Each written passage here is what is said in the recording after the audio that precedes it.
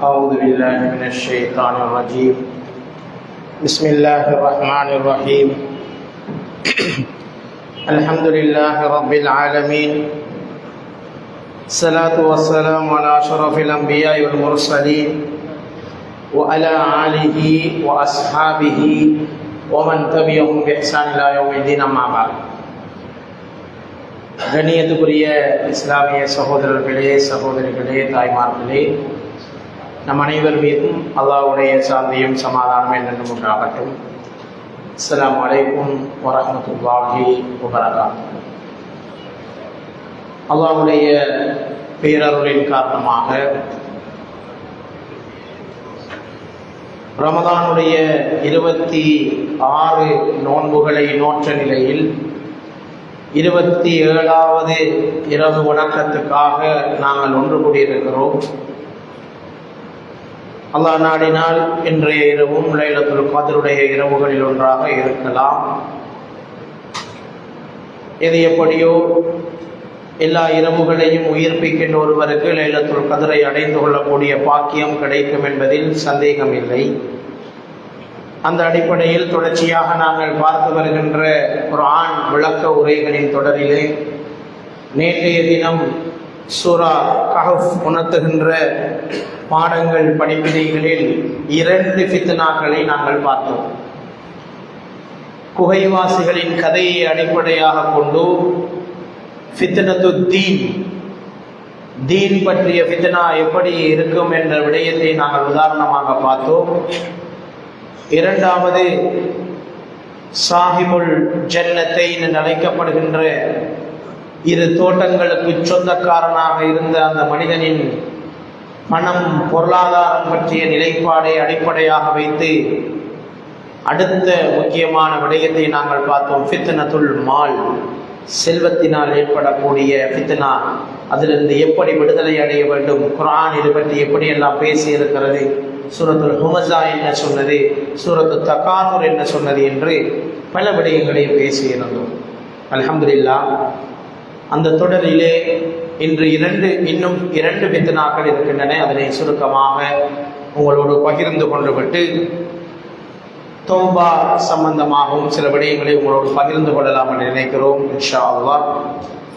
அந்த அடிப்படையிலே இன்று நாம் பார்க்க இருக்கிற 3வது ஃபித்னா ஃபித்னத்துல் இல்ம், அறிவு என்கின்ற ஃபித்னா. மார்க்கம் ஒரு ஃபித்னா, செல்வம் ஒரு ஃபித்னா, அறிவும் ஒரு ஃபித்னா. ஃபித்னத்துல் இல்ம், அறிவோடு செயல்பட வேண்டும் என்கின்ற விஷயத்தை பற்றி நாங்கள் பார்க்கலாம். இப்பொழுது இதற்காக குர்ஆன் அழகான ஒரு வரலாற்று சம்பவத்தை, ஒரு கதையை சொல்கிறது. ஒரு நல்ல படிப்பினையை இருக்கக்கூடிய ஒரு கதையை சொல்கிறது. மூசா அலைஹிஸ்ஸலாம் அவர்கள் ஒரு இறை தூதர், அல்லாஹ்வுடைய நபி, இறை தூதர், ஒரு ரசூல், உலுல் அஸம்களில் ஒருவர், அதிகமான சோதனைகளை தாங்கி பொறுமை காத்த பெரும் நபிமார்களில் ஒருவர். அப்படிப்பட்ட ஒருவர் தான் மூசா அலைஹிஸ்ஸலாம். அவர் ஒரு நாள் இருக்கின்ற போது அவருடைய சமூகத்தைச் சேர்ந்த ஒருவர் வந்து கேட்கிறார், மூசா அலைஹிஸ்ஸலாம் அவர்களே, பல அறிவுகளும் நிறைந்த அறிவில் சிறந்தவர் யார் என்று ஒரு கேள்வியை கேட்கின்றார். அறிவிலே சிறந்து விளங்குகின்ற எல்லா அறிவும் இருக்கக்கூடியவரால் யார்? இப்பொழுது மூசா அலைஹிஸ்ஸலாம் சிந்தித்து பார்க்கிறார், இந்த சமூகத்தில் நான் தான் ஒரு இறை தூதராக இருக்கிறேன், நபியாக இருக்கிறேன், அல்லாஹ்வுடைய வஹீயுடைய அறிவும் எனக்கு இருக்கிறது, நான் கற்றுக்கொண்ட உலக அறிவும் எனக்கு இருக்கிறது, எனவே என்னை விட யார் அறிஞராக இருக்க முடியும் என்று சொல்லிவிட்டு உடனே அந்த கேள்விக்கு பதிலளித்து விடுகிறார். நான் தான் நீ கேட்கிற மாதிரி அறிவில் சிறந்து விளங்குகின்றவனாக நான் இருக்கிறேன். இது அல்லாஹ்வுக்கு பிடிக்கவில்லை. ஒரு நபி, ஒரு ரசூல், ஒரு உலுல் அஸம் அப்படி இருந்தும் அவருடைய இந்த பதிலை அல்லாஹ் தஆலா விரும்பவில்லை. ஏன்? அவர் எப்படி சொல்லியிருக்கணும், அல்லாஹ் தான் எல்லாத்தையும் அறிந்தவன், அவன் கற்றுத்தந்ததில் சிலது எனக்கு தெரியும் என்று சொல்லியிருக்கணும். ஆனால் மூசா அலைஹிஸ்ஸலாம் அவர்கள் அறை இப்போது இருக்கிறார்கள், எனக்கு தான் தெரிஞ்சால் நான் தான் என்று சொல்லிட்டார். இது பெருமை. இதுதான் ஃபித்னத்துல் இல்ம். அறிவு கூடும்போது ஒரு மனிதனுக்குள்ளே செதுக்கு ஏற்படும். ஒரு விதமான மமதை ஏற்படும். எனக்கு தான் தெரியும், நான் தான் அறிஞன் என்ற ஒரு உணர்வு வந்துட்டாங்கன்னா அது ஃபித்னா. இப்பொழுது அல்லாஹ் தஆலா ஒரு தண்டனையை கொடுக்கிறார். ஒரு நபி, ஒரு ரசூல், ஒரு உலுல் அஸ்ம், அவருக்கு கட்டளை வருகிறது, இல்லை உங்களை விட அறிந்த மனிதர்கள் எல்லாம் இந்த உலகத்திலே இருக்கிறார், நீங்கள் எப்படி உங்களை அறிந்தவர்கள் சொல்ல முடியும்? உங்களுக்கு தெரியாத சில விஷயங்களை அறிந்தவர்கள் இந்த உலகத்தில் இருக்கிறார்கள், அவர்களை நீங்கள் சந்திக்க வேண்டும். அல்லாஹ்வுடைய கட்டளை. இப்பொழுது மூசா அலைஹிஸ்ஸலாம் அவர்கள் தன்னுடைய பணியாளரான ஒரு சிறுவனையும் அழைத்துக் கொண்டு 2 மீனையும் பொறித்து எடுத்துக்கொண்டு பயணத்தை ஆரம்பிக்கிறார்கள். நெடுந்தூரம் போகுவோம், எங்கே என்று சொல்லல, அதான் தண்டனை. அல்லாஹ் தஆலா சொன்னான், 2 கடல்கள் சந்திக்கின்ற ஒரு இடம் வரும், அந்த இடத்துல சில அடையாளங்கள் வெளிப்படும், அங்கதான் நான் சொல்கின்ற மனிதர் இருப்பார், அவரை போய் நீங்கள் சந்திக்க வேண்டும். ஹதர் அலைஹிஸ்ஸலாம் என்று சொல்லுகின்ற அந்த மனிதரை சந்திக்க வேண்டும். இப்பொழுது மூசா அலைஹிஸ்ஸலாம் தன் பணியாளரை கூட்டிட்டு பாலைவனங்களை கடந்து கஷ்டமான ஒரு பயணம் போறாங்க. இந்த ஒரு வார்த்தை சொன்னதுக்காக, நான் தான் அறிவுல சிறந்தவர் என்று சொன்னதுக்காக அல்லாஹ் கொடுத்த தண்டனை. ஒரு நபி, ஒரு அல்லாஹ் சொன்ன ஒரு மனிதரை தேடி, ஒரு நல்லடியாரை தேடி பயணிக்க வேண்டிய ஒரு கட்டாயத்தை போறாங்க. நீண்ட தூரம் போறாங்க. இந்த அது இடையில இந்த புள்ள இந்த போன அந்த கொடியில் கேட்கிறான், உண்மையிலேயே நாங்கள் இவ்வளவு தூரம் கஷ்டப்பட்டு போகத்தானா வேண்டும்.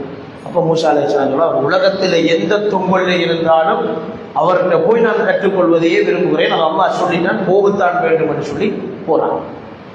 கொஞ்ச நேரம் பயணிச்சதுக்கு பிறகு மீண்டும் டயர்டாகிவிட்டது, இதுக்கு மேல பயணிக்க முடியாத ஒரு நிலை. உடனே மூசா அலைஹிஸ்ஸலாம் கேட்கிறார்கள், நாம சாப்பிட்றதுக்கு கொண்டு வந்த மீனங்க. அப்பதான் அந்த பொடியின் சொல்றான், அது அங்க நாம அவரது வச்சு கதைச்சுமே ஒரு இடம், அங்கேயே மிஸ் ஆயிட்டு நான் சொல்ல மறந்து வைத்தேன் உங்களுக்கு.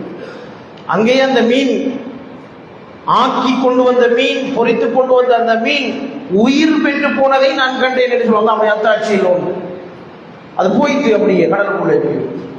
அந்த இடத்தை தான் நாம தேடி வந்த ஆளிக்கு அது ஏன் சொல்லலை, திருப்பி மீண்டும் வந்த வழியில திருப்பி பயணித்து வருகிறார். மிக நீண்டது, இப்படி மிக கஷ்டமான ஒரு பயணத்து, அறிவுக்கான ஒரு பயணம். இந்த பயணத்தை முடித்துக் கொண்டு இப்பொழுது அந்த மீன் மிஸ்ஸான இடத்துக்கு வந்தால் அங்கேதான் அந்த 2 கடல்கள் சந்திக்கின்ற இடம் இருக்கின்றது. இப்பொழுது அந்த சிறுவனை அனுப்பிவிட்டு, ரைட் நீ போ, அந்த வேலை முடிஞ்சு நான் அவரை சந்திச்சு என்னுடைய அறிவை நான் புதுப்பித்துக் கொண்டு வருகிறேன் என்று சொல்லிட்டு அந்த உரிய நபர்கிட்ட போறாங்க. அங்கே ஹிதர் அலைஹிஸ்ஸலாம் இருக்கிறார்கள். பார்த்து போய் சொல்றாங்க, நான் மூசா அல்லாஹ்வுடைய தூதர், இப்படி ஒரு வார்த்தையை சொல்லிவிட்டேன், அல்லாஹ் உங்கள்கிட்ட போய் நான் அறியாத சில அறிவுகள் உங்களிடம் இருப்பதாக சொல்கிறார், அதனை கற்றுக்கொள்வதற்காக வந்திருக்கிறேன். அப்ப அந்த மனிதர் சொல்கிறார், ஹிதர் அலைஹிஸ்ஸலாம் ஒரு நபி, ஒரு ரசூல் என்பதற்கு குர்ஆனில் தெளிவான எந்த ஆதாரங்களும் இல்லை. ஒரு நல்லடியாராக இருக்கலாம், சில நேரம் நபியாக இருந்திருக்கலாம், அல்லாஹ் அஅலம், அது நமக்கு தெரியாது. ஆனால் ஒரு நல்லடியார், ஒரு ரஜுலுன் சாலிஹ் ஆகத்தான் அவர் இருந்தார். இப்பொழுது அவர் சொல்கிறார், நீங்கள் என்னோடு கற்றுக்கொள்வதாக இருந்தால் சில நிபந்தனை இருக்கு, சும்மா கற்றுக்கொள்ளலாம், பொறுமையோடு இருக்க வேண்டும். அப்ப அறிவை தேடுவர்களும் இருக்க வேண்டிய மிக முக்கியமான 2 பண்பு. முதலாவது பணிவு இருக்கும், அது இல்லாமல் போனதால இவ்வளவு பிரச்சனை மூசா அலைஹிஸ்ஸலாம். அந்த பணிவு இல்லாம போனதால் எனக்கு தெரியும் என்று சொன்னேன். இப்பொழுது 2வது பிரச்சனை, பொறுமை இருக்க வேண்டும். என்ன செய்யணும்? அவர் சொல்றார், நான் நிறைய விஷயங்கள் செய்வேன், ஏன் என்று கேட்கக்கூடாது. அவருக்கு விதிக்கப்பட்ட நிபந்தனை. கஷ்டம் இல்லை, ஒரு விஷயத்தை ஏன் என்று தெரியாம செய்யறது கஷ்டம். இப்பொழுது மூசா அலைஹிஸ்ஸலாத்துக்கு இந்த நிபந்தனை விதிக்கப்படுகிறது. சரி, நான் மௌனமாயிருப்பேன், நீங்கள் பொறுமையாளர்களில் ஒருவராக சொல்ற. மீண்டும் சொல்றா, இல்லை உங்களுக்கு கஷ்டமான விடயம், நீங்க அதை படிக்க மாட்டீங்க. இல்லை, மூசா அலைஹிஸ்ஸலாம் சொல்றான், இல்லை நான் உங்கள்கிட்ட படிப்பேன். சரி, என்னோட 2 பேரும் ஒரு பயணம் ஸ்டார்ட் பண்றான். சொல்ற, ஒரு கடல் கடந்த ஒரு இடத்துக்கு போகணும் வாங்கன்னு சொன்ன உடனே பயணம் ஆரம்பமாகுது. போகின்ற நேரம் ஒரு கப்பல்ல கேட்கிறாங்க, எங்களை ஏற்றிட்டு போகலுமான்னு. அது ஏழை மக்களுடைய ஒரு கப்பல், அவங்களோட உடுப்பை பார்த்தாலே விளங்குற ஆட்கள், ஏழையான ஆட்கள். இவங்களையும் ஏற்றிட்டு போறாங்க.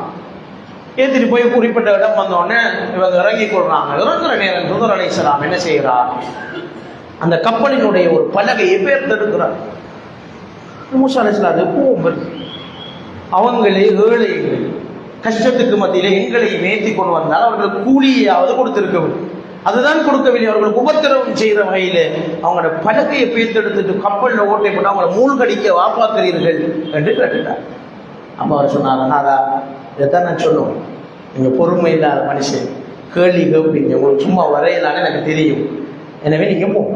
இப்போ மூசா அலைஹிஸ்ஸலாம் மன்னிப்பு கேட்குறாரு, இல்லை இதுதான் கடைசி, இதுக்கப்புறம் நான் ஒன்றும் கேட்க மாட்டேன், நீங்கள் என்னையாலும் செய்யுங்க, நான் உங்களோட பாருங்க. அழகான ஒரு கதையை சொல்லுது நீங்கள் ஓதி பார்த்தீங்கன்னா அங்கே சொல்லுங்க. இப்பொழுது 2 பேரும் திருப்பி அடுத்த பயணம், 2வது பயணம் ஆரம்பமாகின்றது. போகிறார்கள், ஒரு ஊருக்கு போகிறார்கள். அங்கே அப்பாவியான சில சிறுவர்கள் விளையாடி கொண்டிருக்கிறார்கள். இப்பொழுது மூசா அலைஹிஸ்ஸலாம் அந்த சிறுவர்களை பார்த்து கொண்டு அப்படி போய் கொண்டிருக்கிற நேரம் ஹிதர் அலைஹிஸ்ஸலாம் என்ன செய்கிறார், அங்கிருந்து ஒரு சிறுவனை அழைத்து எதுவுமே கேட்கவில்லை, அவனுடைய எதுவுமே விசாரிக்கவில்லை, திடீரென அவனுடைய கழுத்தை திருகி கொலை செய்து விடுகிறார். மூசா அலைஹிஸ்ஸலாத்துக்கு ரொம்ப ஷாக். சும்மா இருந்த புள்ளை, பெரிய ஆளா இருந்தாலும் பரவாயில்லை, சின்ன வயசு ஒரு ஆள் இப்படி அநியாயமா நீங்க கொலை செய்து போட்டீங்களே என்று மீண்டும் அவர் கேட்டுட்டார். அப்போ ஹிதர் அலைஹிஸ்ஸலாம் சொன்னார், நான் சொன்னேன் தானே உங்களுக்கு பொறுமை இல்லை, நீங்க அறிவை கற்றுக்கொள்ள மாட்டீங்க, நீங்க போங்க, நான் சொன்னேன் தானே. இப்பொழுது மூசா அலைஹிஸ்ஸலாம் திருப்பை மன்னிப்பு, இதுதான் கடைசி, இதுதான் கடைசி, இதுக்கப்புறம் நான் உங்கள்ட்ட ஏதாவது கேட்டால் என்னை நீங்கள் அனுப்பிவிடுங்கள் என்று சொல்லி. இப்போ சரி என்றோடு 3வது பயணம் ஆரம்பமாகும். 3வது பயணம் போனால் அங்கே ஒரு ஊருக்குள்ளே போகிறாங்க. சரியான பசி வந்து அந்த ஊர் மக்கள்கிட்ட போய் எங்களுக்கு சாப்பாடு தாங்க, குடிக்கிறதுக்கு ஏதாவது தாங்கன்னு கேட்குறாங்க. அந்த ஊர் மக்கள் இவங்களை கணக்கெடுக்கையும் இல்லை, அடித்து விரசுறாங்க, நீங்கள் போங்க. இப்போ மூசா அலைஹிஸ்ஸலாம் கடும் போகும், இந்த ஊராக்களுக்கு என்ன செய்யும், என்ன நம்ம கஷ்டத்தில் பசியோட வந்து கேட்ட நேரம் கூட நமக்கு எதையும் தராமல் இவர்கள் அனுப்பி வைத்திருக்கிறார்கள் என்ற ஒரு கோபத்தோடு வெளியேறி வருகிறார்கள். கோபத்தோடு வெளியேறி வருகின்ற போதும் அந்த ஊருடைய எல்லையிலே ஒரு பெரிய பிரமாண்டமான சுவர் இருக்கிறது. அந்த சுவர் விழுவதற்கு அண்ணா ஆடிக்கொண்டு இருக்கிறது. விழுந்தா அந்த ஊராக்கள் நிறைய பேர் அழிவுப்படுவார். மூசா அலைஹிஸ்ஸலாம் மனசு நினைக்கிறார், உள்ளட்டும், நமக்கு அநியாயம் செய்த ஊர் தானே, அவ்வளோத்துக்கு ஒரு வேளை சாப்பாடு தரையில்லாம போயிட்டு நினைக்கிற நேரம் ஹிதர் அலைஹிஸ்ஸலாம் வந்து அந்த சுவரை அழகா கட்டி, அது விழாத மாதிரி அழகா கட்டி நிமித்தி. மூசா அலைஹிஸ்ஸலாம் இன்னும் கோபம் வருது, நல்லது செஞ்ச கப்பல்காரனுக்கு அநியாயம் செய்யுங்க, தீமை செஞ்ச இந்த மனுஷர்களுக்கு நன்மை செய்யுங்க. 3வது கேட்டை மாதிரி சொன்னார், கால ஹாதா ஃபிராகு பைனி வ பைனி, நம்ம 2 பேரும் பிரிகிறது இதான் சந்தர்ப்பம், இதுக்கு மேலும் உங்களை கூட்டிட்டு போயிடாது, உங்களை கூட்டிட்டு போயிடாது, இதோட முடிஞ்சு, இதோட முடிஞ்சு. அப்போ மூசா அலைஹிஸ்ஸலாம் கேட்கிறார், அப்ப நடந்த விஷயங்களை யாரும் கற்றுத்தாருங்களே, ஏன் நீங்க இப்படி செஞ்சீங்க? அப்போ ஹிதர் அலைஹிஸ்ஸலாம் சொல்றாரு, இது நான் என்னுடைய விருப்பத்தின் பேரில் செய்வது. நல்லா பார்த்துக்கணும், மறைவான அறிவு அல்லாஹ்வுக்கு மட்டும்தான், எந்த மனுஷனுக்கும் கிடையாது. நபிமார்களுக்கு கூட மறைவான அறிவு கிடையாது, அல்லாஹ் அறிவித்ததை தவிர. அல்லாஹ் அவர்களுக்கு வஹி அறிவித்தாலே உடைய நபிமார்களுக்கு கூட மறைவான அறிவு கிடையாது. நீங்க சொல்றாங்களே நாளைக்கு நடக்கிறத சொல்லுவன், அடுத்த மாசம் நடக்க போறதை சொல்லுவன் சொல்றது எல்லாமே பொய். மறைவான அறிவு அல்லாஹ்வுக்கு மட்டுமே இருக்கிறது.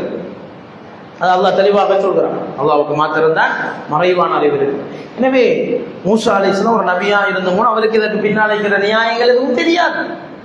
ஹிதர் அலைஹிஸ்ஸலாமுக்கு அல்லாஹ் தஆலா ஏதோ ஒரு வகையில் அறிவித்ததன் விளைவாக அவர் அப்படி சொல்றார், இதெல்லாம் நான் எனது விருப்பத்தின் பேரில் செய்யவில்லை, அல்லாஹ்வுடைய கட்டளையின் பேரில் தான் செஞ்சேன். அந்த வசனத்தை அல்லாஹ் தஆலா குர்ஆன்ல தெரிவிச்சார். இப்பொழுது அவர் அந்த விளக்கத்தை சொல்றார், பொறுமையா இருக்கல, எனவே விளக்கத்தை சொல்கிறார்கள். முதலாவது நீங்க கேட்டீங்க, அந்த கப்பல், நம்ம வந்த கப்பல், நான் அவங்களுக்கு உதவிதான் செய்யணும், உபத்திரம், உங்களோட பார்வைக்கு அது உபத்திரம், ஆனால் உண்மையானது அது உதவி. எப்படி என்று கேட்டால், நாம இறங்கி வந்ததுக்கு பிறகு அங்கால ஒரு கொள்ளை கூட்டம், ஒரு கொள்ளை தலைவன் இருக்கிறான், ஒரு அரசன் இருக்கிறான், கொள்ளைக்கார அரசன், வழிப்பறை கொள்ளையன், கப்பல் கொள்ளையன், அவன் நல்ல கப்பல் எல்லாத்தையும் பறிச்செடுத்துப்பான். இப்போ நம்ம ஓட்டையாக்கி போட்டோமே, இந்த கப்பலும் எடுக்க மாட்டான். அப்போ அந்த ஏழை மக்களுக்கு அந்த கப்பல் பேஞ்சு, நல்ல கப்பலாக அது போயிருந்தால் அந்த கப்பலை அவன் அபகரித்திருப்பான், சில நேரம் அவர்களையும் அவன் ஏதாவது செய்திருப்பான். இப்போ நான் சொல்லுங்க, நான் செஞ்சது சரியாவும் இல்லையா? இப்போ சரி. 2வது, நான் கொன்ற அந்த பிள்ளை அவருடைய தாய் தந்தையர்கள் ஈமான் உள்ளவர்களாக இஹ்லாஸோடு இபாதத் செய்கின்றவர்களாக இருக்கிறார்கள், இவன் பிற்காலத்திலே பெருத்து ஒரு பெரிய பித்னாவை உருவாக்க இருக்கிறான், அந்த தாய் தந்தையை கடுமையாக கஷ்டப்படுத்த இருக்கிறான், எனவே அவன் கொல்லப்பட வேண்டும் என்பது கட்டளை நான் செய்தேன். இப்பொழுது அவனால் சமூகத்துக்கு நிலவாத்தியுமே, இப்போதான் உங்களுக்கு அவன் பார்க்குற பார்வைக்கு அப்பாவியாக இருந்தாலும் எதிர்காலத்திலே அவனால் பெரிய ஆபத்து இருந்தது என்பதை மூசா அலைஹிஸ்ஸலாம் இப்போதான் நியாயம். 3வது, சுவரை நான் ஏன் சரி செய்தேன், அநியாயக்காரர்களுக்கு அநீதி நடக்கட்டும் என்று விட்டுட்டு வந்திருக்கலாம், ஆனால் அந்த சுவருக்கு கீழே ஒரு பெரிய புதையல் இருக்கிறது, அந்த புதையல் அந்த ஊரிலே இருக்கிற 2 அனாதை குழந்தைகளுக்கு சொந்தமானது. அவர்கள் இன்னும் பருவ வயதை அடையவில்லை, அவர்களுக்கு இந்த விஷயம் தெரியாது. இப்ப இந்த சுவர் விழுந்தால் அந்த புதையல் வெளிப்படும், அந்த ஊர் மக்கள் அதனை எடுத்து சாப்பிடுவாங்க. ஆனால் அதை சொந்த அநியாயமா சாப்பிடுவாங்க. கொஞ்ச காலம் அந்த சுவர் இடிக்கணும், அப்போதான் அந்த பிள்ளைகளுக்கு அது விஷயம் தெரிய வந்ததுக்கு பிறகு அவர்கள் அதனை தோண்டி எடுப்பார்கள். எனவே இந்த 3 நியாயங்களுக்காகவும் தான் நான் இப்படி நடந்து கொண்டேன் என்று சொன்னேன். இந்த சம்பவத்தை ரசூலுல்லாஹி ஸல்லல்லாஹு அலைஹி வஸல்லம் சஹாபாக்களுக்கு ஒரு நாள் சொல்றாங்க. இந்த கதையில சொல்லிக் கொடுத்து சொல்றாங்க, மூசா அவசரப்பட்டுட்டாரு. இன்னும் அழகான சில கதைகளை நாம கேட்டிருக்கலாம். 3 தானே நமக்கு கிடைச்சிச்சு. கொஞ்சம் அமைதியா இருந்திருந்தா இன்னும் சுவாரஸ்யமான பல சம்பவங்களை நாங்கள் கேட்டிருக்கலாமே என்று ரசூலுல்லாஹி ஸல்லல்லாஹு அலைஹி வஸல்லம் ஒரு முறை சஹாபாக்களுக்கு சொன்னதாக ஒரு பதிவிலே வருவதை நாங்கள் பார்க்கிறோம். எனவே இந்த சம்பவத்தையே அல்லாஹ் தஆலா இங்கே குறிப்பிட வேண்டும். இங்கு அறிவு என்கின்ற ஃபித்னாவை பற்றி அல்லாஹ் தஆலா அழகாக சொல்கிறான். அறிவு கூடுகின்ற போது மமதை வரும், பெருமை வரும், நான் அறிஞன் என்கின்ற உணர்வு வரும், எனக்கு எல்லாம் தெரியும் என்கின்ற நிலை வரும். இது பிழை, இது பாவம். அந்த உணர்வு வரக்கூடாது. எம்மை விட அறிந்தவர்கள் இருப்பார்கள், நமக்கும் தெரியாத பல விஷயம் இருக்கும் என்ற பணிவோடு எப்போதும் ஒரு அறிஞன் இருக்கும். மலாயிகாமார்கள் சொன்னார்கள், சுப்ஹானக லா இல்ம லனா இல்லா மா அல்லம்தனா இன்னக அன்தல் அலீமுல். இது ஒரு திக்ர், அறிவுக்காக நாங்கள் ஓத வேண்டிய ஒரு திக்ர். நாங்களும் ஓதிக்கொள்ளலாம். சுப்ஹானக லா இல்ம லனா இல்லா மா அல்லம்தனா இன்னக அன்தல் அலீமுல். படிக்கிறார்கள் எல்லாரும் இந்த துஆவை அடிக்கடி ஓதும். மமத வராமல் இருக்கிறதுக்கு இது ஓதும். சுப்ஹானக லா இல்ம லனா, யா அல்லாஹ் நீதான் தூய்மையானவன், எங்களுக்கு எந்த அறிவுமே இல்லை. லா இல்ம லனா, எங்களுக்கு எந்த அறிவும் இல்லை. இல்லாமா அல்லம்தனா, நீ எங்களுக்கு கற்றுத்தந்த அறிவை தவிர வேறு எந்த அறிவும் எங்களுக்கு கிடையாது. இன்னக அன்தல் அலீமுல் ஹக்கீம், நிச்சயமா நீ தான் அறிஞனாக இருக்கிறாய், ஹக்கீம் ஞானியாக இருக்கிறாய், எங்களுக்கு நீ தந்ததை தவிர எந்த அறிவும் இல்லைன்னு மலக்குமார்கள் சொன்னதாக அல்லாஹ் சொல்ற இந்த திக்ரை நாங்களும் ஓதலாம். அல்லாஹ் கற்றுத்தந்ததை தவிர எங்களுக்கு என்ன அறிவு இருக்க போகுது? மிக பலவீனமான அறிவு தான் நம்முடைய மனித அறிவு. ஆகவே இந்த ஃபித்னாவிலிருந்து பாதுகாக்கும்படி அல்லாஹ் தஆலா சொல்றார். 2வது, ஒரு நபியாக இருந்தாலும், ஒரு ரசூலாக இருந்தாலும், ஒரு உலுல் அஸ்மாக இருந்தாலும் மூசா அலைஹிஸ்ஸலாம் அறிவை தேடி பயணிக்க வேண்டும் என்று அல்லாஹ் தஆலா கட்டளையிட்டார். அறிவை தேடி நீ போ, அந்த அறிவை தேடி பயணிச்சு தான் போகணும், கஷ்டப்பட்டு தான் பெற்றுக்கொள்ளணும். அறிவுக்காக தியாகம் செய்துதான் அதனை பெற்றுக்கொள்ள வேண்டும் என்ற பாடத்தை அல்லாஹ் தஆலா கற்றுத்தரார். 3வது, மறைவான அறிவு அல்லாஹ்வுக்கு மாத்திரம் தான் இருக்கிறது. ஒரு நபிக்கு கூட அது தெரியாது. ஏன் இதனை செய்கிறார் என்று அல்லாஹ் அறிவித்து தான் அவருக்கு தெரியும். ஹிதர் அலைஹிஸ்ஸலாம், மூசா அலைஹிஸ்ஸலாத்துக்கு அதுவும் தெரியாது. அவர் தெரியாம தான் அவசரப்பட்ட கேள்விகளை கேட்கிறார். ஒரு நபியாக இருந்து, ஒரு ரசூலாக இருந்து மறைவான அறிவு இல்லை என்றால் உலகத்திலே சாதாரண மனிதர்களுக்கு, நல்லடியார்களுக்கு மறைவான அறிவு இருப்பதாக நம்புவது எவ்வளவு பாரதூரமா. எனவே அல்லாஹ்விட மாத்திரம் தான் மறைவான அறிவு இருக்கிறது. இந்த அறிவு நம்ம சூனியக்காரர்கள்ட்ட போய் நம்பி, மந்திரக்காரர்கள்ட்ட போய் நம்பி ஈமானை இழக்கிற சகோதரர்களே நாங்கள் பார்க்கிறோம். சொன்ன இடத்துல இருந்துச்சுடாப்பா, அவனுக்கு தெரிஞ்ச மாற்று வித்தைகள், அதை எப்படி அவர்கள் செய்கிறார்கள் என்கின்ற இந்த விஷயங்களை தெரிந்து கொள்ளாமல் மறைவான அறிவு அவனிடம் இருப்பதாக நாங்கள் நம்பினால் அது பெரிய சிறுக்கு. அதனால்தான் 40 நாள் தொழுகைகளை அல்லாஹ், சூனியத்தை நம்பி அவனுடைய தொழுகை அல்லாஹ் ஏற்றுக்கொள்ள மாட்டான் ஹதீஸ்கள் வருது. அவை மறைவான அறிவு அல்லாஹ்விடம் மாத்திரம் தான் இருக்கிறது என்ற படிப்பினை அல்லாஹ் தஆலா சொல்றான். அடுத்தது, ஒரு சாதாரண நபி என்று அல்லாஹ் சொல்லாத, தெளிவாக சொல்லாத ஒரு மனிதரிடம் ஒரு நபியை போய் படிக்க சொல்கிறான் என்றால் அறிவுக்கு இருக்கிற முக்கியத்துவம். நம்மளோட வயதுல குறைந்தவராயிருக்கலாம், ஞானத்துல குறைந்தவராயிருக்கலாம், அந்தஸ்துல குறைந்தவராயிருக்கலாம், ஆனா அவற்று ஒரு அறிவிக்கா நாங்க போய் தேடி படிக்கிறதுக்கு பின்னிக்க கூடாது. இப்படி பல படிப்பினைகளை இந்த விஷயம், இந்த சம்பவம் எங்களுக்கு சொல்லிச் சொல்கிறது. முக்கியமாக ஃபித்னத்துல் இல்ம், படிக்கிறார்கள் வார இயல்பாக வரக்கூடிய ஒரு இன்டெலெக்சுவல் அரகன்ஸ் என்று சொல்லுவார்கள். ஒரு விதமான அரக்கத்தனம் அவர்களிடத்திலே வந்துவிடும். படித்தால் ஒரு பெருமையும் மமதையும் வந்துவிடும். அது வரக்கூடாது. அது ஃபித்னா என்று இந்த சூரா அழகாக சொல்லும். எவ்வளவு படித்தாலும் பணிவோடு நடந்து கொள்கின்றவன் தான் உண்மையான அறிஞன் என்று இஸ்லாம் எங்களுக்கு எப்போதும் சொல்லுகின்ற ஒரு விடயத்தை நாங்கள் பார்க்கிறோம். அதுதான் இங்கு 3வது ஃபித்னாவாக சொல்லப்பட்டது. 4வது சம்பவம் ஃபித்னத்துல், நாங்கள் ஏற்கனவே பார்த்தது ஃபித்னத்துல் தீன், 2வது பார்த்தது ஃபித்னத்துல் மால், செல்வம், செல்வத்தோடு சம்பந்தப்பட்ட ஃபித்னா. இப்பொழுது நாங்கள் 3வது பார்த்தது ஃபித்னத்துல் இல்ம், அறிவோடு சம்பந்தப்பட்ட ஃபித்னா. 4வது நாங்கள் பார்க்கிறது ஃபித்னத்துல் குவா, ஆட்சி, அதிகாரம், பதவியில் வருகின்ற ஃபித்னா. ஒரு மனித வாழ்க்கையில் இந்த 4 தான் ஃபித்னா அனுப்புறான் இந்த சூரா சொல்லும். நீங்க பாருங்க, உலகத்தில் மனிதர்கள் அழிந்து போறதுக்கு பிரதான 4 காரணங்கள் இந்த 4 தான். ஒரு மார்க்கத்தில் வழிகட்டு போயிடுறாங்க, அல்லது செல்வத்தில் வழிகட்டு போயிடுறாங்க, செல்வத்தால அவங்களுக்கு அந்த செல்வம் பித்னாவாக மாறி அவங்க அழிஞ்சு போறதுனால, அல்லது அறிவால் அழிஞ்சு போன, மமதையால பெருமையால் அழிஞ்சு போன கூட்டம் இருக்கிறதை நாங்கள், அல்லது ஆட்சி அதிகாரம் பதவி அரசியல் பட்டம் பதவிகள் வருகின்ற போது மனிதர்கள் மாறி போகிறார். இதையும் அல்லாஹ் தஆலா சொல்றார். இதற்கு நல்ல ஒரு முன்மாதிரியாக அல்லாஹ் தஆலா சொல்லுகின்ற மனிதர் தான் துல்கர்னைன் அலைஹிஸ்ஸலாம். துல்கர்னைன் அலைஹிஸ்ஸலாம் அவருடைய வரலாற்றை இப்பொழுது குர்ஆன் மிக அழகாக சொல்லும். துல்கர்னைன் ஒரு சாதாரண ஒரு மனிதர், அவரையும் நபியா இல்லையா என்பதை குர்ஆன் மிக தெளிவாக சொல்லவில்லை. ரஜுலுன் சாலிஹ், ஒரு நல்ல மனிதராக இருந்தார். ஒரு அற்புதமான ஒரு வரலாறு.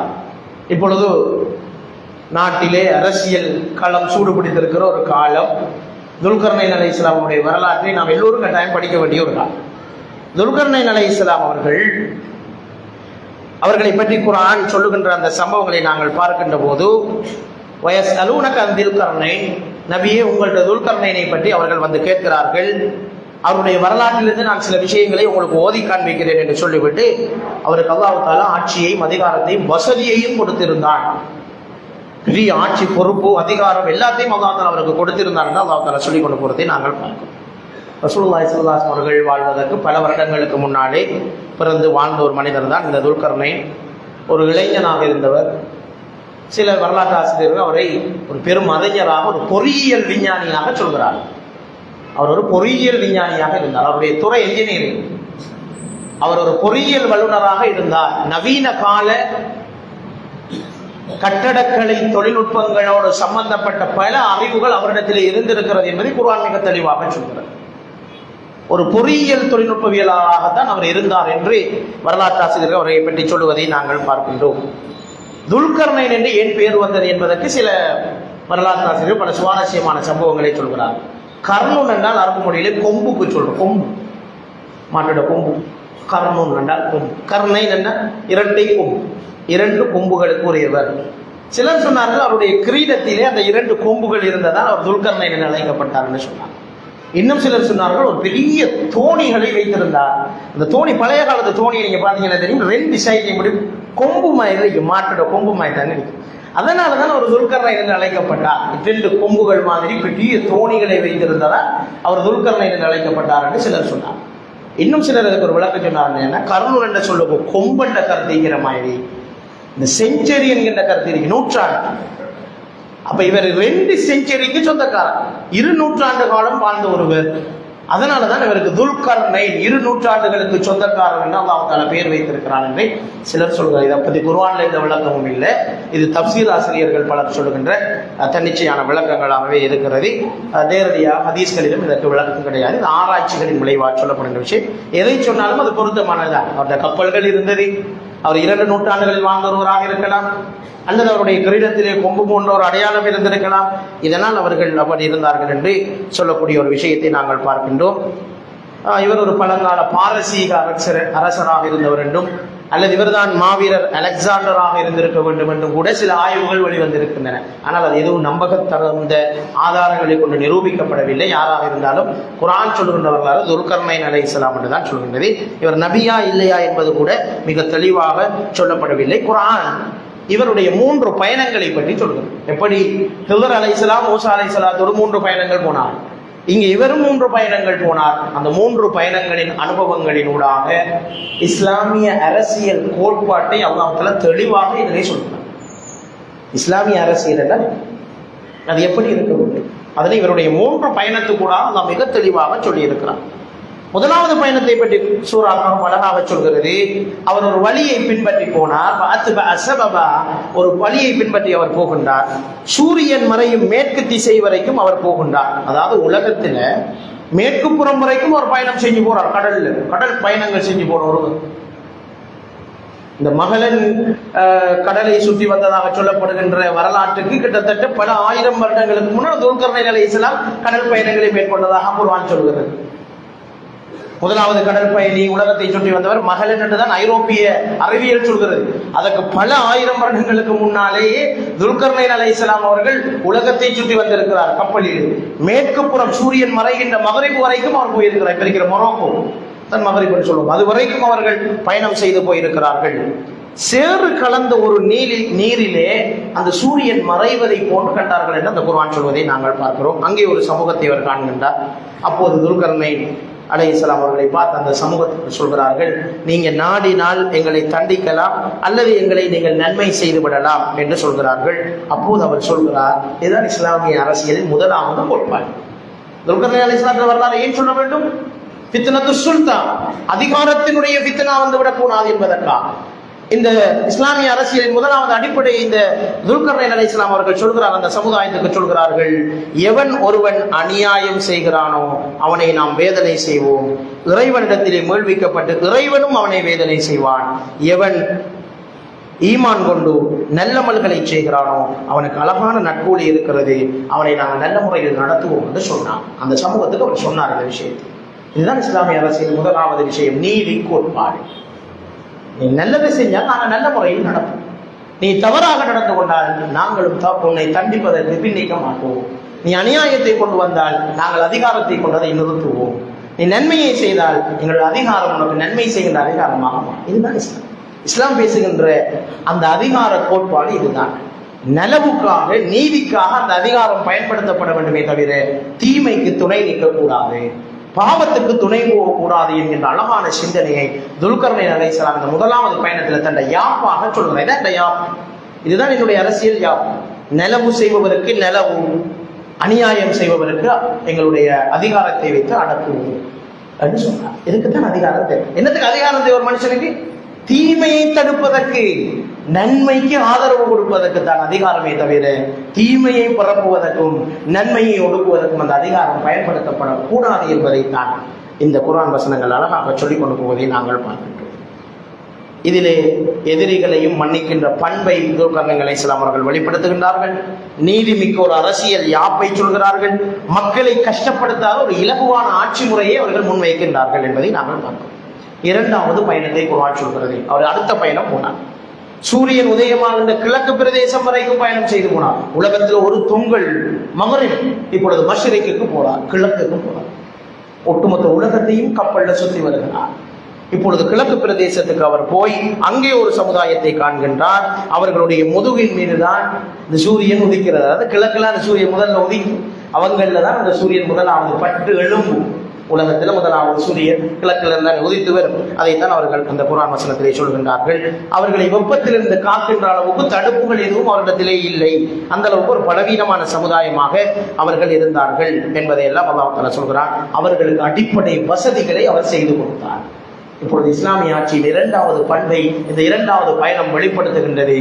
இஸ்லாமிய ஆட்சியாளர்களின் பண்பு தேவையுடையவர்களை தேடி சென்று உதவும். அந்த மக்கள் இவரை அழைக்கவில்லை, இவராக தேடி போகிறார், கஷ்டத்தை காண்கிறார், சூரிய ஒளி நேரடியாக அவர்களை விழுகிறது, அதிலிருந்து தடுத்துக் கொள்வதற்கு இவர்களுக்கு எந்த கட்டடமும் கட்ட தெரியாது. ஆனால் இவர் ஒரு பொறியியல் வல்லுநர். எனவே அவர் அங்கே அவர்களுக்கு ஷெல்டர்ஸ், அவர்களுக்கு பாதுகாப்பு ஏற்பாடுகளை செய்து கொடுக்கின்ற ஒரு மனிதராக மாறி போகிறார், ஒரு ஆட்சியாளர். இங்கே இஸ்லாமிய அடிப்படை, இஸ்லாத்தினுடைய அரசியலினுடைய அடிப்படையின் இரண்டாவது பண்பு வெளிப்படுகின்றது. கஷ்டத்துக்குள்ளான மக்களை தேடி சென்று உதவ வேண்டும், அடிப்படை வசதிகளை ஏற்படுத்தி கொடுக்கும். இதற்கு தான் அரசியல் தேவை என்று இஸ்லாம். துல்கர்னைன் அலைஹிஸ்ஸலாம் வரலாறு நான் நினைக்கிறேன் ஒரு 1.5 பக்கம் தான் குர்ஆன்ல சொல்லப்படும். அதுக்குள்ளால இஸ்லாமிய அரசியல் கோட்பாட்டை அல்லாஹ் தஆலா பேசி முடிச்சிட்டார். இதான் இந்த குர்ஆன் அற்புதம், குர்ஆனுடைய ஒரு சிறப்பு. நாம இவ்வளவு இங்க நினைத்து பக்கம் முழுவதும், ஆனால் அல்லாஹ் தஆலா அந்த 3 சம்பவத்துக்குள்ளால ஒட்டுமொத்த இஸ்லாமிய அரசியல் கோட்பாட்டை அழகாக சொல்லிக் கொடுக்கிறார். இந்த இன்ஷா அல்லாஹ் எல்லாரும் சூரத்துல் கஹஃப் எடுத்து படிச்சு பாருங்க, வெறும் ஓதி போட்டு போகாம இந்த சூரத்துல் கஹஃப் படிச்சா நேற்றும் இன்றைக்கும் நாங்கள் படித்த அந்த அவ்வளவு சம்பவம் கதையா தான் அந்த சூறா. இடைக்கிடைக்குத்தான் சில உபதேசங்களை அல்லாஹ் தஆலா சொல்லி கொண்டு போகலாம். இப்பொழுதுதான் 3வது பயணம், இறுதி பயணம், முக்கியமான ஒரு பயணம். இப்பொழுது அவர் அடுத்த வழியை பின்பற்றி செல்கின்றார். 2 மலைகளுக்கு மத்தியிலே வாழ்ந்த ஒரு மக்களை சந்திக்கின்றார். அந்த மக்கள் முறைப்பாடை செய்கிறார்கள்.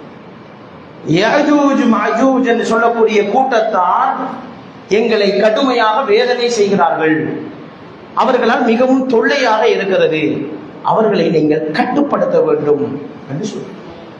இப்பொழுது துல்கர்னைன் அலைஹிஸ்ஸலாம் அவர்களுடைய பிரச்சனையை செவிமடுக்கிறார், அதற்கு பொருத்தமான தீர்வு திட்டங்களை ஆராய்கிறார். தன்னுடைய என்ஜினியரிங், அவருடைய பொறியியல் அறிவை அந்த சமூகத்துக்காக பயன்படுத்த தொடங்குகிறார். சொல்லுகிறார், ரைட், நாங்கள் அவர்களுக்கு ஒரு தடுப்பு சுவரை எழுப்புவோம். அவர்கள் மலைக்குள்ள நினைக்கிறாங்க, 2 மலையையும் பொதுவாக வைத்து அடுத்த 2 சைட்லையும் பெரிய தடுப்பு சுவரை நாங்கள் எழுப்புவோம். எதனால் அந்த தடுப்பு சுவர் கட்டப்பட போகிறது? அப்போது அவர்கள் வந்து அந்த மக்கள் சொல்கிறார்கள், எங்களுக்கு நீங்கள் உதவி செய்யுங்கள், நாங்கள் வேணுமானால் இதற்காக கூலியும் தருகிறோம், உங்களுக்கு நாங்கள் என்ன செய்வோம், கூலியும் தருகிறோம் என்று சொன்ன போது அவர் சொன்னார், இதை விட அல்லாஹ் எனக்கு தந்திருப்பவை மேலானது என்று சொன்னார். இஸ்லாமிய ஆட்சியாளர்களின் அடுத்த பண்பு பொதுமக்களிடம் லஞ்சம் வாங்குபவர்களாக, பொதுமக்களின் சேவைகளுக்காக அவர்களிடத்திலே கை நட்டுபவர்களாக அவர்கள் இருக்கக்கூடாது. அவர்கள் மிகவும் சுயாதீனமாக இயங்கக்கூடியவர்களாக இருக்க வேண்டும் என்ற விடயத்தை துல்கர்னைன் அலைஹிஸ்ஸலாம் அவருடைய வரலாற்றினோட அல்லாஹ் தஆலா சொன்னார். அவங்களா வந்து கேட்கிறாங்க, நாங்க தரையா ஏதாவது உங்களுக்கு இல்லை, இது என்னுடைய கடமை, நான் அதனை உங்களுக்கு செய்து தருவேன், ஆனா எனக்கு உதவி செய்யும், எனக்கு நீங்க உதவி செய்யுங்கன்னு சொல்றாங்க. ஆதூனி ஸுபுரல் ஹதீத், இரும்பு பாலங்களை எல்லாம் எடுத்துக் கொண்டு வாருங்கள். இஜும்பு பாலங்கள், பெரிய பெரிய இஜும்பு செங்கல்லால கட்டல் அந்த சுவர், இஜும்பு பாலங்களை கொண்டு வருகின்றார்கள், ஈயத்தை காய்ச்சுகின்றார்கள். என்ன டெக்னாலஜி! இரும்பு பாலங்களையும் ஈயத்தையும் கொண்டு கட்டடம் அமைக்கின்ற பெரிய பொறியியல் டெக்னாலஜி, என்ஜினியரிங் டெக்னாலஜியை துல்கர்னைன் அலைஹிஸ்ஸலாம் அவர்கள் கட்டியிருந்தார்கள் என்பதை இந்த சூரா அழகாக சொல்கிறது. இப்பொழுது அந்த டெக்னாலஜியை மக்களுக்காக பயன்படுத்துகிறார். இப்பொழுது அந்த அநியாயம் செய்து கொண்ட யாஜூஜ் மாஜூஜுக்கு எதிராக ஒரு பெரும் சுவர் எழுப்பப்படுகிறது. அவர்களை அதற்குள் அடக்கி ஒடுக்கி அவர்களுடைய கொட்டத்தை அடக்குகின்ற ஒரு வேலையை துல்கர்னைன் அலைஹிஸ்ஸலாம் அவர்கள் அழகாக செய்கிறார்கள். அதற்காக அவர்கள் சொல்லுகின்றார்கள், இதற்கு பிறகு அவர்கள் இதனை ஏறவும் முடியாது, துளையிடவும் முடியாத அளவுக்கு நான் உங்களுக்கு உறுதியான ஒரு விதை கட்டி தந்திருக்கிறேன் என்று சொன்ன போது அவர்கள் சொல்கின்றார்கள், இதெல்லாம் உங்களோட திறமையாளதானே, இவ்வளவு பெரிய விஷயத்தை செஞ்சிட்டீங்க, இப்பதான் நம்மட அரசியல் தலைமைகள் கற்றுக்கொள்ள வேண்டிய ஒரு பெரிய பாடத்தை துல்கர்னைன் அலைஹிஸ்ஸலாம் சொல்கிறார்.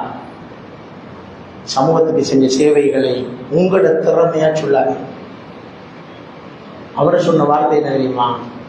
இது என்னுடைய ரப்பினுடைய ரஹ்மத்தால் நடந்தது.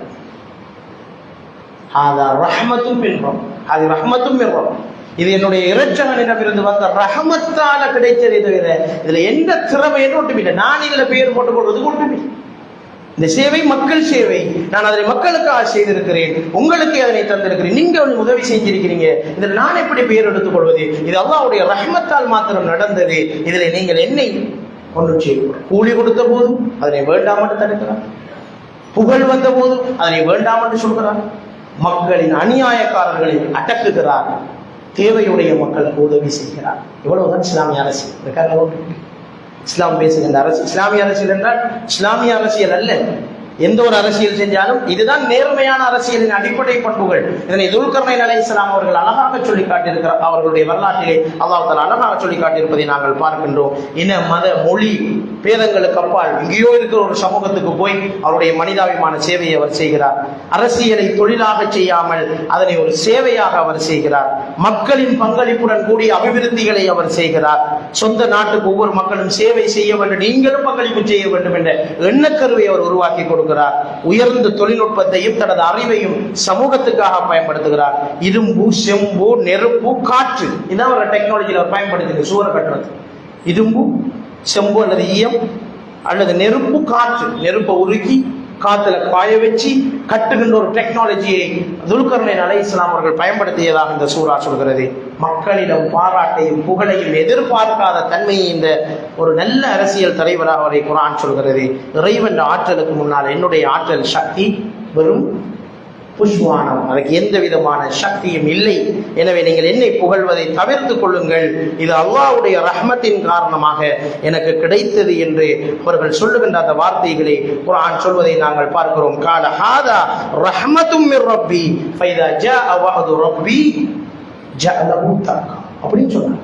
எந்த திறமையால எவ்வளவு கஷ்டப்பட்டு கட்டிருக்கீங்க, ஓட்ட கூடையலான்னு சொல்லி கூட அவர் என்ன கடைசி சொல்றார், ஆனா அல்லாஹ்வோட வாக்குறுதி வந்தா இதுவும் தூள் தூளா பறக்கும். தூள் தூளா துகள் தூளா பறக்கும். நான் இவ்வளவு டெக்னாலஜி பாவித்தும் அல்லாஹ்வுடைய சக்திக்கு முன்னால நம்முடைய சக்தி அதிகாரம் எல்லாம் தூசிக்கு சமன் என்பதை அவர் அழகாக அந்த வசனங்களிலே சொல்லுவதை நாங்கள் பார்க்கிறோம். இன்னல்லதீன ஆமனு வஅமிலுஸ் ஸாலிஹாத் கானத் லஹும் ஜன்னாத்துல் ஃபிர்தௌஸி நுஸுலா. உண்மையாக இப்படி நல்ல விடயங்களை செய்கின்ற மனிதர்களுக்கு நிரந்தரமாக அல்லாஹ் தஆலா ஃபிர்தௌஸ் என்கின்ற சுவர்க்கத்தை வைத்திருக்கின்றான் என்று இந்த வசனங்கள் சொல்லி முடிப்பதை நாங்கள் பார்க்கிறோம். இப்பொழுது சூரா கஹ்ஃப் இந்த 4 வரலாற்று சம்பவங்களை சொல்லி 4 விதமான ஃபித்னாக்கள். துல்கர்னைன் அலைஹிஸ்ஸலாத்துக்கு அதிகாரம் கிடைத்தது, ஆனால் அவர் அதிகாரத்தை துஷ்பிரயோகம் செய்யவில்லை. அவர் அழகாக பயன்படுத்தினதாக ஒரு வரலாற்றை சொல்லி மார்க்கத்திலே இருந்த பெரிய ஒரு ஃபித்னாவை குகைவாசிகள் எவ்வளவு அழகாக கையாண்டார்கள் என்று அவர்களை முன்மாதிரியாக சொன்னார். ஆனால் செல்வத்திலே ஒரு மனிதர் அதனை துஷ்பிரயோகம் செய்தவர், இன்னொரு மனிதர் அதனை எப்படி வழிநடத்தினார் என்பதை அல்லாஹ் தஆலா சொல்றார். மூசா அலைஹிஸ்ஸலாம் அறிவிலே ஏற்பட்ட ஃபித்னாவை ஹிதர் அலைஹிஸ்ஸலாம் எப்படி சீர் செய்தார் என்று அல்லாஹ் தஆலா சொல்றார். எனவே ஃபித்னாவையும் சொல்கிறார், அதற்கான தீர்வையும் அல்லாஹ் தஆலா சொல்றார். இது எல்லாவற்றையும் அழகாக சொல்லிவிட்டு கடைசியாக சூராவை முடிக்கின்ற போது, சூரத்துல் கஹ்ஃபை முடிக்கின்ற போது அல்லாஹ் தஆலா ஒரு வசனத்தை கொண்டு முடிக்கிறான். அதற்கு ஒரு சபபு நுஸூல் இருக்கிறது. அந்த வசனம் இறக்கப்பட்டதுக்கு ஒரு பின்னணி இருக்கிறது. ஒரு மனிதர் ரசூலுல்லாஹி ஸல்லல்லாஹு அலைஹி வஸல்லம் இடத்திலே வந்து கேட்கிறார். இந்த ஹதீஸை, இந்த சம்பவத்தை எல்லோரும் நன்கு கவனித்துக் கொள்ளுங்கள். நம்ம எல்லோருக்கும் பொருத்தமான ஒரு விஷயம். இந்த இறுதி பத்திலே, அதுவும் இறுதி தருணத்திலே கட்டாயம் கவனிக்க வேண்டிய ஒரு சம்பவம்.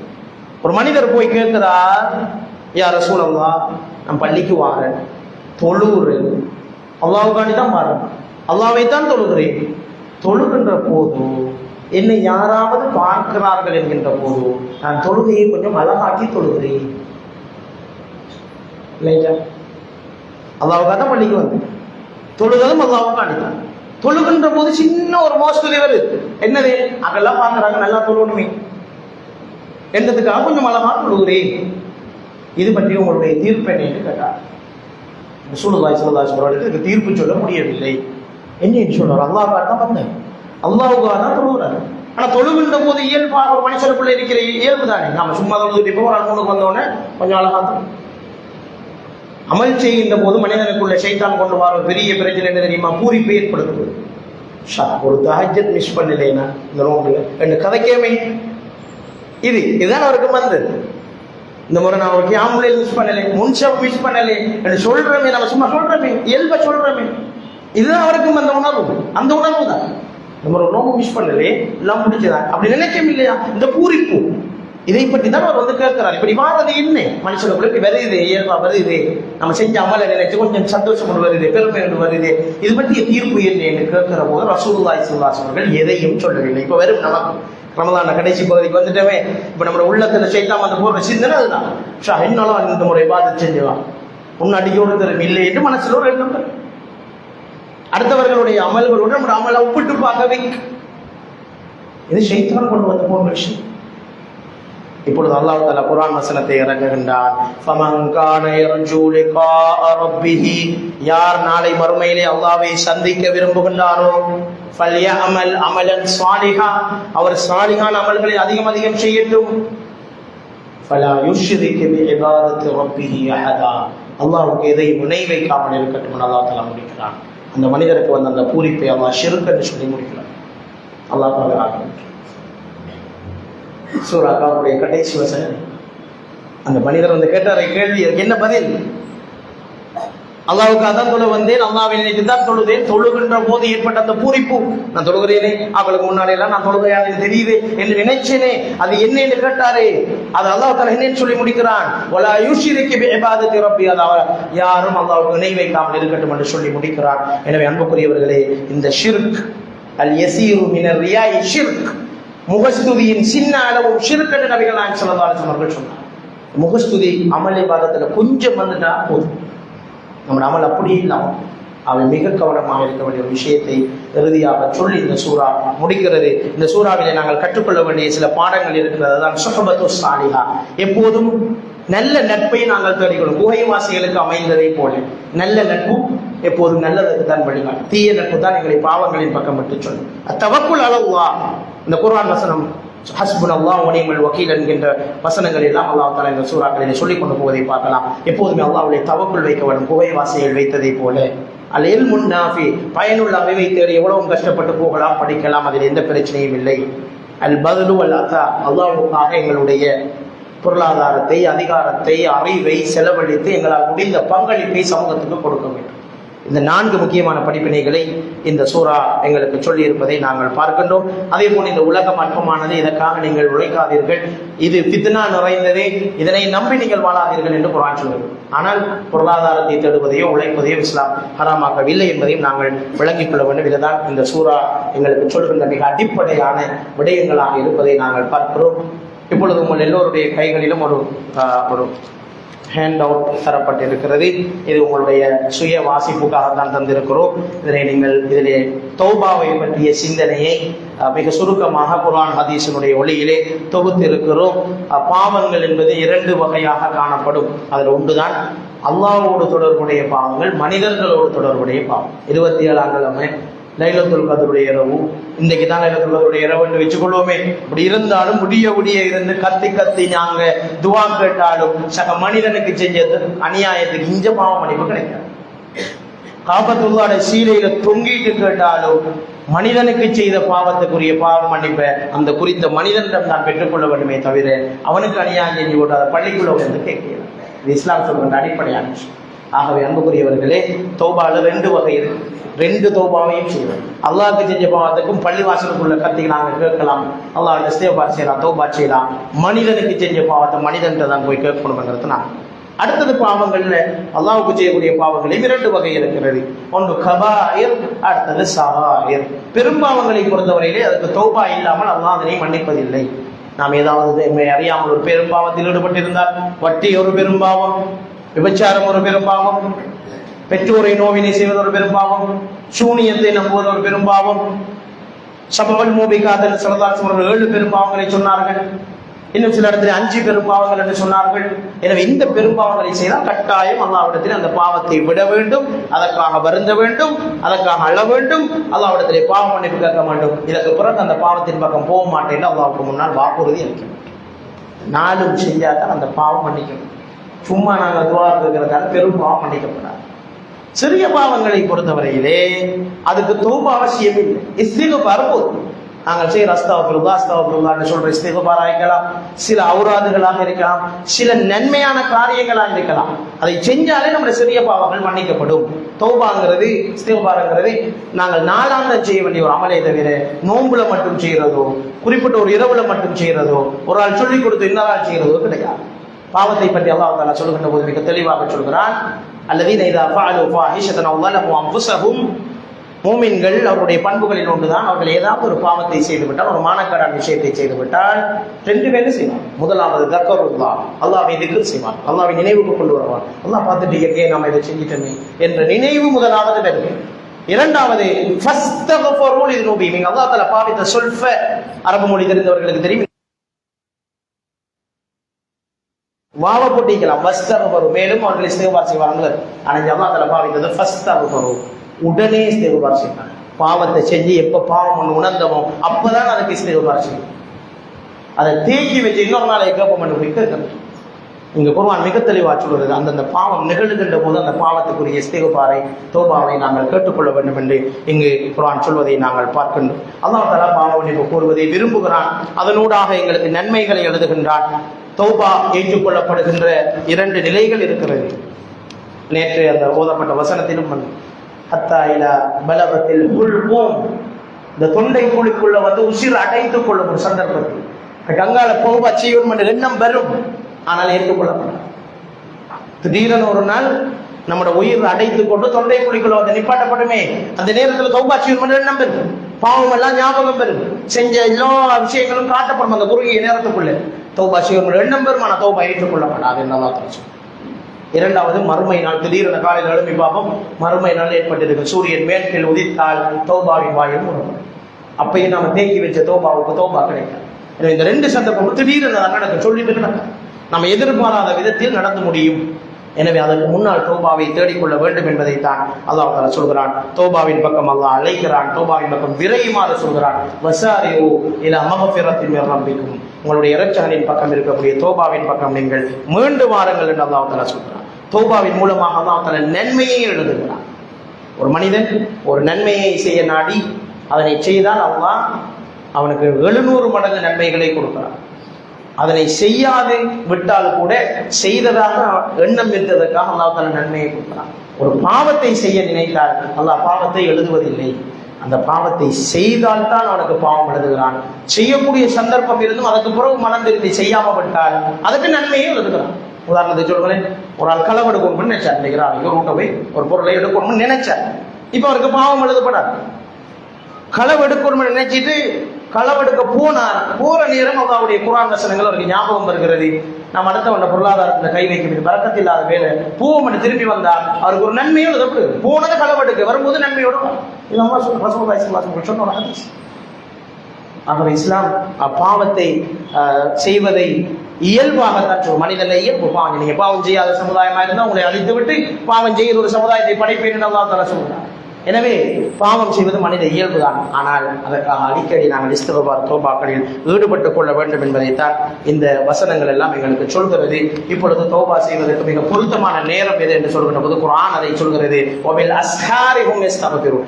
சஹருடைய வேளையிலே நீங்கள் அதிகமாக இஸ்திக்ஃபார் செய்து கொள்ளுங்கள் என்று அல்லாஹ் தஆலா அழைப்பதை நாங்கள் பார்க்கின்றோம். விடியற்காலை நேரம், சஹருடைய நேரம், தஹஜ்ஜுடைய நேரம், அதுதான் இஸ்திக்ஃபார் தௌபாவுக்கான மிக உயர்ந்த நேரமாக இருக்கிறது என்பதை நாங்கள் பார்க்கிறோம். அல்லாஹ் அடிவானத்துக்கு இறங்கி வந்து தௌபா செய்யுமாறு எங்களுக்கு அழைப்பு விடுக்கின்ற ஒரு நேரமாக அது இருப்பதை நாங்கள் பார்க்கின்றோம். ரமதான் தௌபாவுக்கான ஒரு வாயில் என்ற நோன்பு பாவங்களை மன்னிக்கிறது. யார் ரமதானை அடைந்தும் தௌபாவை பெற்றுக் கொள்ளவில்லையோ அவன் நாசமடையட்டும் என்று ஜிப்ரீல் அலைஹிஸ்ஸலாம் துஆ கேட்க ரசூலுல்லாஹ் ஆமீன் சொல்லியிருந்தார். முடிய போகுது ரமதான், தௌபாவை அடைஞ்சிட்டமா இல்லையா என்பதை நாங்கள் ஒவ்வொருவரும் சுய விசாரணை செய்து பார்க்கணும். இல்லாவிட்டால் இன்றைய இரவிலே நாங்கள் அல்லாஹ்விடத்திலே எங்களுடைய பாவங்களுக்காக, பெரும் பாவங்களுக்காக, சிறு பாவங்களுக்காக இஸ்திக்ஃபார் தௌபாவை அதிகப்படுத்திக் கொள்ள வேண்டும் என்பதை நாங்கள் பார்க்கிறோம். நம்முடைய சின்ன பாவங்கள் மன்னிக்கப்படுவதற்கு பல சந்தர்ப்பங்கள் இருக்கிறது. அதில் ஆக லேசான விஷயம் தான் நாங்கள் தொழுது முடிஞ்சோன்னா அஸ்தக்ஃபிருல்லாஹ் சொல்லுவோம். சும்மா அஸ்தக்ஃபிருல்லாஹ் சொல்லுவோம். காலை மாலை திக்ர்னா அஸ்தக்ஃபிருல்லாஹ் அலீம் என்று சொல்லுவோம். இதை நாங்கள் சொல்லுகின்ற பழக்கம் வருகின்ற இயல்பாகவே நம்முடைய சின்ன பாவங்கள் எல்லாம் மன்னிக்கப்பட்டு போகும். இரண்டாவது வழிமுறை, வாழ்க்கையில் வருகின்ற சோதனைகள், கவலைகள், நோய்கள், பாவங்களை மன்னிக்கும். ஒரு காய்ச்சல் வருதா, ரசூலுல்லாஹ் சொன்னார்கள், அந்த காய்ச்சலுடைய சூடு அந்த பாவத்தை அழிக்கும். ஒரு மூமின் காலில் முள் குத்துதா, அது கூட பாவத்தை மன்னிக்கும். அப்போ எங்களுக்கு வரக்கூடிய சோதனைகள் வருகின்ற போது அல்ஹம்துலில்லாஹ் சொல்ல பழகிக்கொள்வேன், அதனால எங்களுடைய பாவங்கள் மன்னிக்கப்படுகிறது. மூணாவது, தீமையை தொடர்ந்து செய்யும் நன்மைகள். ஒரு பாவத்தை செஞ்சிட்டோம், அதனை தொடர்ந்து ஒரு நன்மையை செஞ்சோம்னால் அந்த நன்மை அந்த தீமையை அழித்து விடும் என்று குர்ஆன் தெளிவாக சொல்கிறது. இன்னல் ஹஸனத் யுத்ஹிபுன ஸய்யிஅத் வாத்பி ஸய்யிஅத்தல் ஹஸனத தம்ஹுவா. குர்ஆன் சொல்லுது, ஹதீஸ் சொல்லுது, தீமையை தொடர்ந்து நன்மை. இது நல்ல வழிமுறையாக குர்ஆன் காட்டி தருகிற ஒரு விடயமாக இருக்கிறது. ரசூலுல்லாஹி ஸல்லல்லாஹு அலைஹி வஸல்லம் காட்டி தந்த சில திக்ர் ஔராதுகள் இருக்கிறது. அதை ஓதினால் பாவமன்னிப்பு கிடைக்கும். சுப்ஹான ரப்பில் அஸீம், சுப்ஹானல்லாஹி வ பிஹம்திஹி, சுப்ஹானல்லாஹில் அஸீம், லா இலாஹா இல்லல்லாஹு வஹ்தஹு லா ஷரீக லஹு லஹுல் முல்கு வ லஹுல் ஹம்து வ ஹுவ அலா குல்லி ஷைஇன் கதீர். இதெல்லாம் பாவ மன்னிப்புக்கான திக்ர்கள். யார் அது சுபஹ் தொழுகைக்கு பின்னாலே, மாரிபு தொழுகைக்கு பின்னாலே 10 தடவைகள் லா இலாஹா இல்லல்லாஹ் கலிமாவை முழுமையா சொல்றாரோ கடல் நுரையளவு பாவம் மன்னிக்கப்படும். யார் ஒரு நாளைக்கு சுப்ஹானல்லாஹி வ பிஹம்திஹி, சுப்ஹானல்லாஹில் அஸீம் 100 தடவைகள் சும்மா வாயால சொல்றதுக்கு பாவம் மன்னிக்கப்படாது. அதை உணர்ந்து அல்லாஹ்வை அறிந்து ஃபிக்ரோடு திக்ர் இருக்க வேண்டும். அப்போதான் அதை மன்னிக்கும். சும்மா வார்த்தைகளை மந்திரமாய் சொல்லிட்டு போற திக்ரால பாவம் மன்னிக்கப்படுமாறு நான் நினைக்கிறேன். அல்லாஹ்வை அறிந்து சொல்வதுதான் திக்ர். எனவே அப்படி சொல்கின்ற போது அந்த பாவங்கள் மன்னிக்கப்படும் என்பதை நாங்கள் பார்க்கின்றோம். இதெல்லாம் முடிஞ்சு நம்ம மௌத்தா போனாலும் நம்முடைய பாவம் மன்னிக்கப்படும். எங்க தெரியுமா? கபருடைய கேள்வி கணக்கின் போது சில பாவங்களை அல்லாஹ் தஆலா மன்னிக்கும். மஹ்ஷருடைய திடுக்கத்திலே, மறுமையினுடைய திடுக்கத்திலே, அல்லாஹ்வுடைய விசாரணையிலே, அல்லாஹ்வுடைய ரஹமத்திலே என்று 10 கட்டங்கள்ல நம்முடைய சின்ன பாவங்களை எல்லாம் மன்னிச்சு மன்னிச்சு மன்னிச்சு மன்னிச்சு அல்லாஹ் தஆலா நம்மளை தூய்மைப்படுத்துகிறார். இந்த 10 கட்டத்திலேயுமே நம்முடைய பாவம் மன்னிக்கப்படவில்லை என்றால் அல்லாஹ்வுக்கு வேற ஆப்ஷன் இல்லை, எங்களை நரகத்துல போட்டு அந்த பாவங்களை அழித்ததுக்கு பிறகுதான் சொர்க்கத்துக்கு அனுப்புவோம். எனவே இந்த 10 கட்டம் அல்லாஹ் தந்திருக்கிறான். ஒன்று இல்லை, எவ்வளவு இறக்கம் அல்லாஹ். 10 கட்டங்களை தந்து விட்டு இதெல்லாம் உள்ள பாவம் கழுகையில்லாத அளவுக்கு பெரும் பாவங்களை நீ குமித்து வைத்திருந்தால் தான் அல்லாஹ்வுடைய தண்டனைக்கு நாங்கள் ஆளாக வேண்டி வரும் என்பதை நாங்கள் பார்க்கின்றோம். எனவே ரசூலுல்லாஹி ஸல்லல்லாஹு அலைஹி வஸல்லம் பாவங்களை அழிக்கக்கூடிய சில அமல்களையும் கற்றுத் தந்தார்கள். வுது செய்வது, ஒழுங்கா வுது செஞ்சா ஒவ்வொரு உறுப்புகளையும் செஞ்ச பாவங்கள் மன்னிக்கப்படுவதாக ஹதீஸ்களிலே சொல்லப்பட்டிருக்கிறது. தொழுவது, ஐவேளை தொழுகை ஒரு ஆறிலே குளிப்பதற்கு சமனானது என்று ஸல்லல்லாஹு அலைஹி வஸல்லம் சொன்னாங்க. வீட்டுக்கு முன்னால் ஆறு ஓடுது, அதில் 5 தடவை குளிக்கிறீங்க, உடம்புல அழுக்கம் மிஞ்சுமா? சஹாபாக்கள் இல்லை என்றார்கள். அப்படித்தான் ஐவேளை தொழுகின்ற மனிதனின் உள்ளத்திலே அல்லாஹ் பாவங்களை அழித்து விடுவான்னு சொன்னார். வுதுவோடு 2 ரக்காத் சுன்னத்து தொழுவது பாவங்களை மன்னிக்கும். பள்ளிவாசலுக்கு நடந்து வருவது, ஒவ்வொரு 8க்கும் பாவங்கள் மன்னிக்கப்படும். சும்மா நாங்க தௌபா செய்யறதுக்காக 2 ரக்காத் அல்லாஹ்வுக்கு தொழுது அந்த அடுத்து வாக்குறது ஸலாத்து தௌபா. அப்படி தொழுகை அப்படி இல்லை. நாங்க 2 ரக்காத்தை அல்லாஹ்வுக்காக நீ தௌபா செய்யணும் நியத்தோட தொழுதலாம். அப்படி தொழுது அந்த தொழுகையில பிரார்த்திக்கிறது கூட எங்களுடைய பாவங்களை மன்னிக்கும். கியாமுல்லைல் பாவங்களை மன்னிக்கும். நோன்பு முந்திய பாவங்களை மன்னிக்கும். ஜும்மா தொழுகை மன்னிக்கும். ஆஷுரா நோன்பு, அரபாவுடைய நோன்பு, ஹஜ்ஜி, சதகா, பொது இடங்களில் சுத்தப்படுவது, பொது பணிகளில் ஈடுபடுவது, சலாம் சொல்வது, முஆனகா முஸாஃபா செய்வது என்று பல வழிமுறைகளை இஸ்லாம் காட்டி தந்திருக்கிறது. இந்த தௌபாவுடைய வாசகங்களை ரசூலுல்லாஹ் கேட்ட துஆக்கள், சஹாபாக்கள் ஓதிய துஆக்கள், நபிமார்கள் கேட்ட துஆக்கள் எல்லாம் இதிலே தொகுத்து தந்திருக்கிறோம். இன்ஷா அல்லாஹ் இன்று மாத்திரமல்ல, ரமதான் முடிந்தாலும் அதிகமான தௌபாக்களில் இஸ்திக்ஃபார்களில் ஈடுபடுவோம். வல்ல அல்லாஹ் தஆலா சூரத்துல் கஹஃப் சொல்லுகின்ற அந்த 4 ஃபித்னாக்களிலிருந்து விடுபட்டு பாவங்களையும் கழுவி இந்த ரமதானிலே ஆன்மீக குளியலறையிலே குளித்து சுத்தம் பெற்ற மனிதர்களாக பெருநாளை அடையக்கூடிய பாக்கியத்தை வல்ல அல்லாஹ் தஆலா எனக்கும் உங்களுக்கும் நசீபாக்குவானாக. வ ஆகிரு தஅவானா அல்ஹம்துலில்லாஹி ரப்பில் ஆலமீன். அஸ்ஸலாமு அலைக்கும்.